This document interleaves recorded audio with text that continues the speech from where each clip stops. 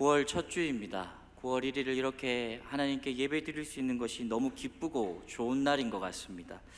특별히 9월이 다가오니까 이제 명절이 곧 찾아오죠. 이번 추석은 좀 빠른 것 같습니다. 그죠? 명절이 되면 많은 분들이 가족들을 만나기 위해서 이동합니다. 아는 길을 가게 된다면 이제 집에 찾아가는데 내비게이션 키겠습니까? 근데 혹여나 모르는 길을 가게 된다면 이제는 예전처럼 지도는 펼치시지 않을 겁니다. 핸드폰 내비게이션 다 켜고 목적지 입력하면 어떤 길이 가장 빠른 길인지 요즘에는 너무 친절하게 잘 알려주는 것 같습니다. 어느 고속도로에서 진입하십시오. 어느 국도로 빠지십시오. 앞에는 사고 다발 지역입니다. 방지턱 있습니다. 카메라 있습니다. 그죠? 요즘에는 참 핸드폰 없으면 어떻게 살지 모르겠습니다. 그리고는 이제는 더 나아가서 실시간 교통정보도 반영합니다. 그 길 가면 큰일 납니다. 딴 길로 빠지십시오. 사실 오늘 본문도 마찬가지인 것 같습니다. 우리가 이 세상을 살아가면서 어떻게 하나님 앞에서 온전하게 살아갈 수 있을지에 대한 그 방법을 우리에게 알려주고 있습니다.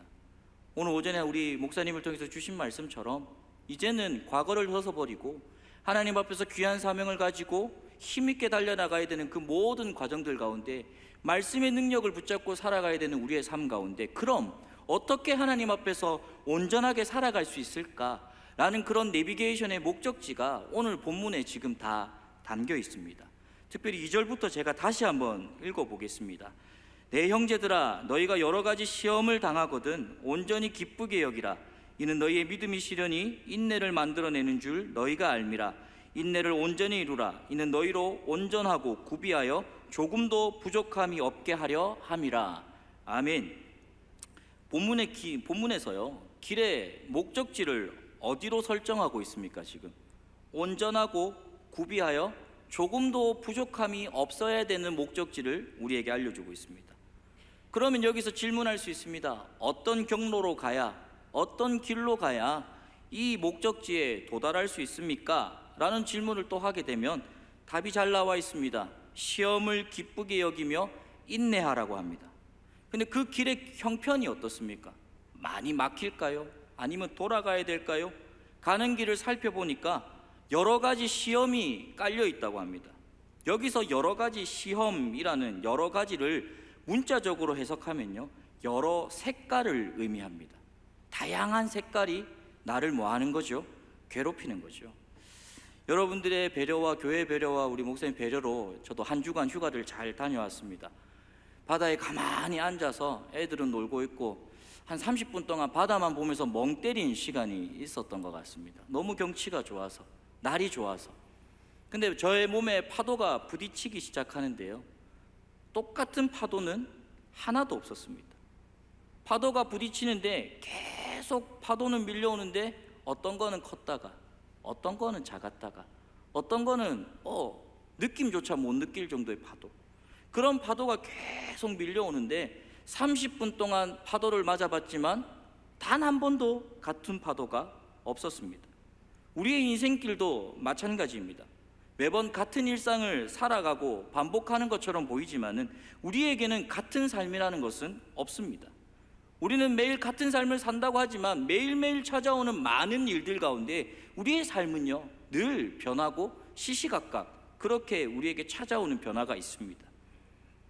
근데 우리의 삶의 이 시험의 형태도 마찬가지라는 겁니다. 늘 다르게 찾아오고, 이렇게 이 일이 지나면 또 다른 일들이 찾아오고, 또 일들을 해결해 놓으니까 또 다른 일들이 찾아오고, 참 우리가 어떻게 이걸 받아들이고 생각해야 될지 참 이해가 되지 않을 때가 많습니다. 근데 이렇게 다르게 여러 가지 색깔로 찾아오는 시험의 모습을 그래도 굳이 구분해 보고자 하면 두 가지로 구분할 수 있을 것 같습니다. 첫 번째로는 내면의 죄로 인한 시험입니다. 소위 말해서 나의 욕심, 욕망과 정욕으로 인해서 내 안에 발생되는 이 허물들입니다. 영어 성경은 이를 유혹이라고 번역합니다. 유혹이 찾아와 나를 어렵게 하는, 나를 힘들게 하는 시험들이 찾아온다는 거죠. 두 번째로는요, 외부에서 오는 시련들입니다. 특히 우리는 믿음의 사람입니다. 하나님의 말씀을 붙잡고 하나님과 함께 살아가려고 하는 복된 백성들입니다. 근데 이 믿음의 사람들에게 늘 고난과 어려움이 찾아온다는 거죠. 더 넓게는 우리가 신앙을 가지고 이 세상에 살아가는 모든 만나는 어려움들이 우리의 시험이 된다고 할 수 있습니다. 그런데 죄가 들어오면서 원래 우리의 모습과는 이제 다른 삶을 살아가고 있는 우리 현재지 않습니까? 하나님과 함께 에덴 동산에서 즐겁게 살아가야 될 우리의 인생이 죄라는 것 때문에 하나님과 단절되어 멀리 떠난 삶으로 변해버렸습니다. 하나님이 원하셨던 그 모습과는 다른 모습으로 흘러갔습니다. 타락한 상태로 변한 인간이 이 비틀린 구조 속에서 이상한 시스템 속에서 살아가게 되었습니다. 근데 이 이상해진 시스템, 죄가 가득한 시스템, 그리고 하나님을 멀리하는 이 모든 시스템 속에서 우리는 적응하고 순응합니다. 그리고 계속적으로 부조리한 것들을 만들어냅니다. 왜요? 죄인이니까. 이 가운데서 신앙의 양심을 지키면서 직장 생활 하시는 것, 사업하는 것, 가정을 돌보는 것 쉽지 않습니다.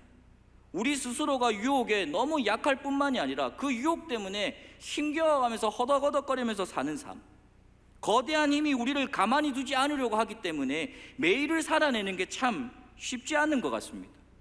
여러 가지 색깔이, 여러 가지 시험이 우리 안팎을 넘실거리면서 그 파도와 같이 떠밀려 들어오고 있습니다. 그래서 우리는 온전함이라는 목적지, 하나님 앞에서 정결하고 순결하고 거룩하여서 하나님이 원하시는 귀한 일들을 나타내고자 하는 그 온전함, 그 목적지를 향해 가는 길이 힘들고 버거워 보입니다. 이러한 상황 가운데서 야고보 사도는 우리에게 나아갈 방향성을 제시하고 있습니다. 2절입니다. 우리 2절을 다시 한번 읽어볼까요? 같이 읽겠습니다. 내 형제들아, 너희가 여러 가지 시험을 당하거든 온전히 기쁘게 여기라. 아멘. 이 험난한 믿음의 여정 가운데 첫 말씀이 뭡니까? 기뻐하라는 겁니다. 기쁘게 여기라.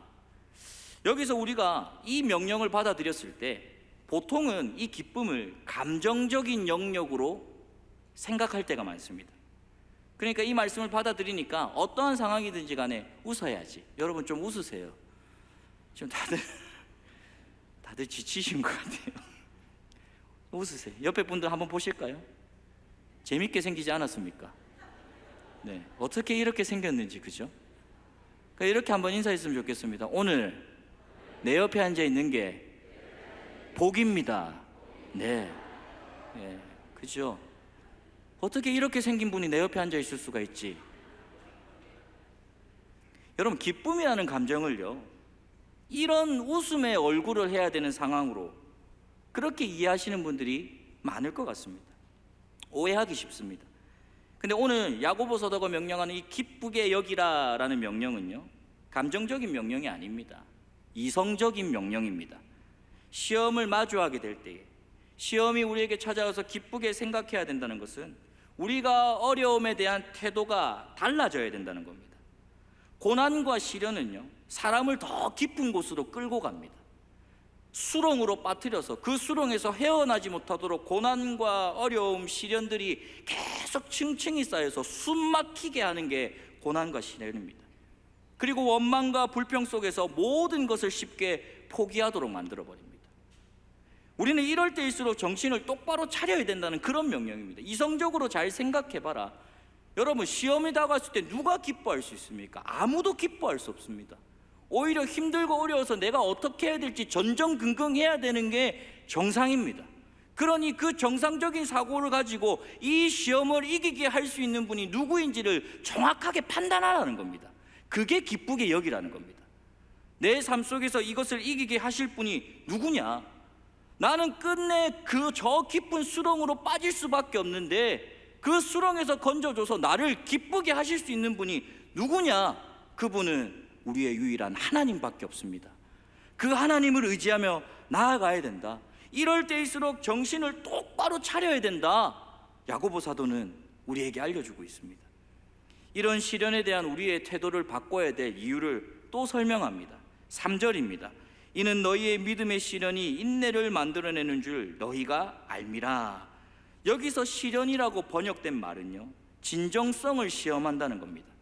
다시 말해서 우리의 믿음이 진짜이냐, 우리의 믿음이 가짜이냐, 조금 더 쉽게 얘기하면 하나님을 잘 믿고 있느냐, 하나님을 잘 믿고 있지 않느냐? 여러분, 그러면 우리는 왜 이 믿음의 시련을 기쁘게 여겨야 될까요? 여러분은 다 하나님을 믿으시지 않습니까? 여러분은 다 하나님을 의지하시지 않습니까? 하나님이 나의 유일한 구주이시고 하나님이 나의 유일한 전부이시고 내 삶을 인도해 주실 분은 하나님밖에 없다고 고백하는 거룩한 성도이지 않습니까? 그러니 이 믿음의 시련을 우리는 기쁘게 여길 수 있습니다. 왜요? 하나님이 나와 함께 계시는데, 하나님이 나를 지켜주시는데, 하나님이 나를 인도해 주시는데 무슨 걱정이 있겠느냐? 이 시련을 통해서 나는 더욱더 굳세어질 것이다. 나는 인내할 것이다. 나의 이 믿음의 인내를 통해서 온전히 하나님께 영광 돌릴 것이다. 고백할 수 있어야 됩니다. 인내 자체가 우리의 목적지가 되지는 않지만 목적지에 도착하기 위해서 반드시 요구되는 행동입니다. 인내는 우리가 가고자 하는 그 목적지인 온전함, 그 온전함을 이끌어갈 수 있도록 도와주는 귀한 도구입니다. 우리가 걷고 있는 이 험난한 일들, 험난한 길이들, 험난한 깊이들, 목적지에 도달하기 위해서는 지나가야 될 필수 코스이잖아요. 여러분, 믿음의 여행 가운데서 어려운 길을 만났습니까? 이것이 우리가 바르게 걸어가고 있다는 증거라는 사실을 기억하시기를 바랍니다. 오히려 아무 일이 없고 시험이 없이 목적지로 가고 있다, 여러분, 그때가 문제가 생겼습니다. 목사님, 나에게는 아무런 문제가 없습니다. 내가 예수 신앙생활 잘하고 있는데 나는 평안합니다. 너무 감사한 일입니다. 하지만 그 평안이 가짜 평안일 수도 있다는 겁니다. 믿음의 시련을 당할 때 기쁘게 여길 수 있는 이유가 바로 여기 있습니다. 사랑하는 성도 여러분, 혹여나 지금 올해 2024년 9월을 시작하는 이 하반기 시작 가운데서 아직까지도 내 마음 가운데 평안함과 어려움이 가득 차 있습니까? 하나님께서 내 삶을 지켜주시고 인도해 주신다는 사실을 믿고 나아가는 저와 여러분 되시기를 주님의 이름으로 축복합니다. 왜 그렇습니까? 하나님께서는 그런 좋은 모범을 성경의 예를 통해서 우리에게 알려주고 있습니다. 이러한 예를 들어주는 가장 좋은 인물, 어떤 인물이 있을까 찾아봤는데 그 중에 가장 여기 오늘 본문에 맞는 인물이 욥이라고 생각합니다. 야고보 사도도 그렇게 생각한 것 같습니다. 야고보서 5장 11절에 보면 이렇게 말을 하고 있습니다. 보라, 인내하는 자를 우리가 복되다 하나니 너희가 욥의 인내를 들었고 주께서 주신 결말을 보았거니와 주는 가장 자비하시고 긍휼히 여기시는 이시니라. 아멘. 성경은 욥을요, 하나님을 경외하고 악에서 떠난 자라고 기록하고 있습니다. 영적으로 부유한 자였고 물질적으로 부유한 자였습니다. 하지만 한순간에 그 모든 것들이 다 무너져 버렸죠. 어느 날 사탄이 하나님 앞에 서서 욥을 두고 대하는 장면, 욥 1장을 기억하실지 모르겠습니다. 그게 욥기 시작입니다. 사탄이 말합니다. 하나님, 저기 동방에 가보니까요, 하나님 말씀하신 그 욥 대단하대요. 근데요, 그거 하나님이 복 많이 줘서 그런 것 같아요. 하나님 다 뺏어가면요, 하나님 원망할 겁니다. 그때 하나님께서 뭐라고 얘기합니까? 그렇지 않다. 한번 다 뺏어가 봐라. 그러니까 사탄이 얘기합니다. 내기하실래요? 성경에는 그런 말은 없지만 그렇게 말했을 것 같아요. 하나님, 한번 내기하면 봅시다. 다 뺏어가면 하나님 없다 할 겁니다. 근데 그 내기하실라는 그 말에 하나님 반응을 하십니다. 오호, 이것 봐라. 한번 해보자. 좋다. 해보는데 대신 조건이 있다.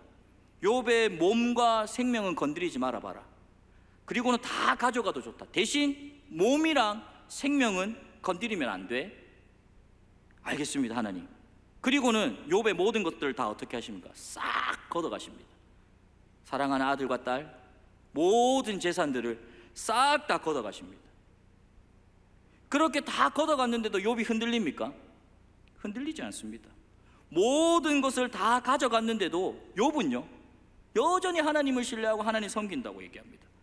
그러니 사단이 다시 얘기합니다. 하나님, 다 가져가도요, 하나님 아프면 장사 없습니다. 아프면 분명히 원망할 겁니다. 하나님, 그거까지만, 생명은 안 가져갈 테니까 건강만 한번 쳐보면 어떻겠습니까? 그래, 한번 해봐라. 온몸에 피부병이 나서 깨진 그릇으로 자기의 몸을 긁지 않으면 잠을 잘 수 없을 정도로 고통을 받는다고 합니다. 욥의 아내가 그것을 보면서 욕을 하고 저주를 하고 떠나갑니다. 욥의 친구들이 찾아와 욥에게 얘기합니다. 네가 이런 일을 당하는 것은 네가 무엇인가 잘못을 했기 때문에, 하나님 앞에 큰 죄를 지었기 때문에 네가 이런 일을 당하는 거야. 그러니 빨리 하나님 앞에 회개해. 너는 정말 나쁜 사람이야. 친구들도 비난합니다. 이 모든 말을 들으면서 욥은 생각합니다. 내가 과연 잘못한 것이 뭐가 있을까? 내가 과연 잘못한 것이 있냐? 아무것도 없는 거예요. 아무리 생각해도 욥은요, 잘못한 게 하나도 없습니다. 성경을 보십시오. 욥이 잘못한 게 있는가? 찾아오시면 제가 선물 드리겠습니다. 없으니까 이런 말 하겠죠. 없어요. 자기의 행동으로 잘못한 걸 찾아보면요, 찾아올 게 하나도 없습니다. 그래서 욥이 23장 10절에 이렇게 얘기합니다.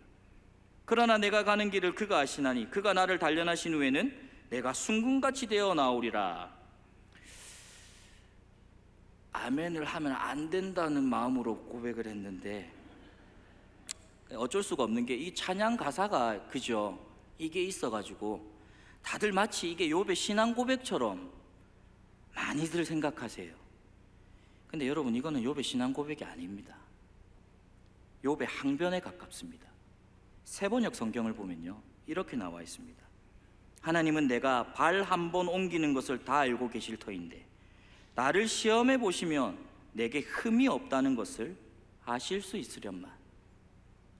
무슨 말입니까? 내가 잘못한 게 있다는 겁니까? 없다는 겁니까? 없다는 겁니다. 이렇게 얘기하는 거죠. 하나님, 내 잘못한 거 없는데 진짜 나한테 이러실 수 있습니까? 하나님 너무하신 거 아닙니까? 하나님, 나는 정말 하나님 앞에서 열심히 살았는데 하나님 나한테 어떻게 이럴 수 있습니까? 욥은 이미 다 타버렸습니다. 속마음이 이미 수처럼 검어졌습니다. 하나님, 저한테 왜 이러세요? 하나님, 제가 하나님 앞에서 얼마나 정직하게 살았는데 하나님 진짜 살아계십니까? 우리 역시 이런 종종 이런 근본적인 질문 앞에 서 계시지는 않습니까? 살면서 도저히 이해할 수 없는 일을 만날 때 여러분은 어떻게 반응하고 계십니까? 왜 나는 하는 일마다 잘 안 될까? 성실하게 잘 살아왔는데 왜 나는 이런 일들이 생겨날까? 나름 신앙생활 열심히 하고 헌신하는데 왜 나는 고난이 끊이지 않을까? 이런 질문을 가지고 살고 계시죠. 그럼 우리 하나님께서 이런 욥의 항변에 뭐라도 답변을 해주시면 좋겠습니다. 그죠? 그래, 욥아, 미안하다. 내가 사탄이랑 괜한 내기를 해가지고 그 내기하면 안 되는데 니를 좀 그렇게 한 것 같다. 미안, 사과할게. 이렇게 하면 우리의 마음이 너무 행복한 것 같은데 하나님께서 그런 말 하십니까? 그런 말 안 하십니다. 38장 4절에 뭐라고 얘기하십니까? 내가 땅에 기초를 놓을 때 내가 어디 있었느냐? 내가 깨달아 알았거든 말할지니라. 16절에 내가 바다의 샘에 깊이 들어갔느냐? 깊은 물 밑으로 걸어 다녀 보았느냐? 하나님 이렇게 오히려 욥에게 반문하십니다. 요거를 조금 쉽게 얘기하면 이 말입니다. 내 이 땅 다 만들 때 니 뭐 했노? 내 이 모든 만물 창조하고 있을 때 너가 한 게 뭐가 있느냐? 내가 바다 밑에 들어가서 뭐 고기 만들고 있을 때 니 뭐 했는데? 아무것도 한 거 없잖아. 피조물이 어떻게 창조자의 절대적인 질문 앞에서 대답할 수 있겠습니까? 대답할 수 있는 게 아무것도 없습니다. 그때의 욥은 깨닫습니다. 아, 고난의 문제는 행위의 옳고 그름에 있는 것이 아니구나. 신앙의 핵심은 하나님의 주권과 다스림 앞에 내가 순종하는 것에 있구나. 내가 얼마나 하나님 앞에 순종하며 나아가느냐, 이것이 내 삶의 전부구나. 욥은 깨닫게 됩니다. 그리고 고백합니다. 42장 5절에 내가 주께 대하여 귀로 듣기만 하였사오나 이제 눈으로 주를 배움나이다. 아멘. 여러분, 믿음의 가치가 우리가 얼마나 잘 믿느냐 거기에 있다고 생각합니다. 내가 잘 믿죠. 근데요, 한 참된 믿음의 판단의 기준은요, 하나님 주권 앞에, 하나님 앞에 우리가 얼마나 순종하고 있느냐. 여러분, 그게 믿음입니다. 우리에게 납득이 할 수 있는 일들이 찾아올 거예요. 그때 우리가 그 과정들 가운데 이런 질문을 계속적으로 해야 됩니다. 하나님께서 내 삶 가운데 무엇을 원하고 계십니까? 하나님이 내게 말씀하시는 그 말씀의 기준에 나는 순종하며 살아가고 있습니까? 하나님이 나를 다스리시고 나를 인도하신다는 그 결정적인 사건 앞에 내가 엎드려 하나님을 신뢰하고 있습니까? 이런 질문을 계속적으로 해야 합니다. 신앙의 영역을 뛰어넘는 하나님의 은혜를 사모해야 됩니다. 여러분, 이게 믿음의 본질입니다. 믿음의 정수입니다. 우리는 욥이 인내로 이 모든 어려움을 쉽게 버텼다고 생각하지만 사실은 하나님께서 목적을 가지고 그를 인도하고 계셨습니다. 하나님께서 그를 붙잡으셔서 그가 그렇게 쓰임을 받은 겁니다. 욥이 무엇인가 잘나서 할 수 있어서 천만의 말씀요. 욥은요 똑같이 우리와 사람입니다. 욥이 할 수 있는 것은 아무것도 없었습니다. 욥에게 하나님이 함께 하시니 욥이 그렇게 쓰임을 받은 겁니다. 이걸 알아야 됩니다. 이것이 바로 복된 자들이 경험할 수 있는 특별한 은혜입니다. 가장 어려운 시간에서도요 하나님은 우리를 향한 자비와 긍휼을 거두시지 않습니다. 모든 일을 견디게 하시는 하나님의 긍휼이 있기에 인내하면서 살아갈 수 있습니다. 성도의 인내는 바로 긍휼과 자비의 하나님께서 만들어내시는 겁니다. 그러함으로 우리가 온전함에 이룰 수 있는 겁니다. 그래서 4절에 보십시오. 야고보서 1장 4절에 인내를 온전히 이루라. 이는 너희로 온전하고 구비하여 조금도 부족함이 없게 하려 함이라. 아멘. 인내를 온전히 이루라, 이 말씀이 이를 악물고 버티라는 개념으로 말을 하는 게 아니라는 사실을 우리는 기억해야 합니다. 오히려 우리를 인내하게 하시는 하나님이 우리의 모든 것을 그분께 맡기라로 이해해야 됩니다. 내가 이를 악물고 하나님 버티겠습니다, 하나님 이루겠습니다, 하나님 나를 사용해 주십시오, 그게 아니라고 했습니다. 하나님 나를 이끌어 주십시오. 하나님께서 앞서가 주십시오. 하나님께서 모든 것을 해 주십시오. 나는 할 수 없습니다. 나는 버틸 수 없습니다. 나는 부족합니다. 연약합니다. 하나님이 일하시는 그 시간 기다리겠습니다. 그게 인내입니다. 내 안에 의가 없다는 것이 드러내는 게 바로 인내입니다. 내가 할 수 있는 것은 아무것도 없습니다. 새로운 눈을 뜨게 해 주십시오. 하나님이 내 삶 가운데 역사하신다는 그 눈을 열게 해 주십시오. 그래서 하나님을 의지하게 해 주십시오. 사도 바울 역시 이런 인간의 연약함에 그 가운데서 나타나는 하나님의 능력을 이같이 고백하였습니다. 고린도서 12장 9절입니다. 우리 같이 한번 읽어볼까요? 나에게 이르시기를 내 은혜가 내게 족하도다. 이는 내 능력이 약한 데서 온전하여 짐이라 하신지라. 그러므로 도리어 크게 기뻐함으로 나의 여러 약한 것들에 대하여 자랑하리니 이는 그리스도의 능력이 내게 머물게 하려 함이라. 아멘. 시험과 고난과 시련들이 파도같이 밀려와 우리를 넘실거리게 할 때에, 우리의 힘이 다 빠졌다고 생각할 그때에 비로소 우리 주님의 능력이 나타납니다. 우리를 끝까지 기다려주시고 참아주시고 인도해 주시는 하나님의 은혜가 우리를 온전함이라는 목적지까지 끌고 가주십니다. 우리의 능력으로 버티는 것이 아니라고 했습니다. 하나님의 사랑과 도우심과 그 은혜로 말미암아 끝까지 인내할 수 있습니다. 그래서 우리의 믿음은 처음부터 끝까지 오직 누구에게 달려 있습니까? 하나님께 달려 있습니다. 내가 잘나서 아니요, 모든 것이 누구에게 있다고요? 하나님께 있습니다. 우리의 목적지인 온전함 역시 예수 그리스도의 자비, 그분의 자비에 붙잡힘을 받아 살아야 합니다. 내가 무슨 능력으로 더 채워지는 상태 아닙니다. 부족함이 없는 상태란 우리 하나님께서 내 목자가 되실 때에만 경험할 수 있습니다. 따라서 우리 그리스도만으로, 예수님만으로 충분하게 되는 것이 바로 온전함입니다. 사랑하는 성도 여러분, 이번 하반기 예수님으로 충만한 저와 여러분 되시기를 주님의 이름으로 축복합니다. 예수님만으로 만족하는 저와 여러분 되시기를 주님의 이름으로 축복합니다.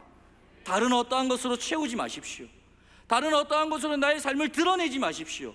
내 삶에 오직 하반기 주님이 주시는 귀한 사명으로 말씀 가운데 살아갈 때 나의 삶을 통하여 예수 그리스도가 드러나게 하여 주시옵소서. 이것이 우리의 사명이 되기를 소망합니다.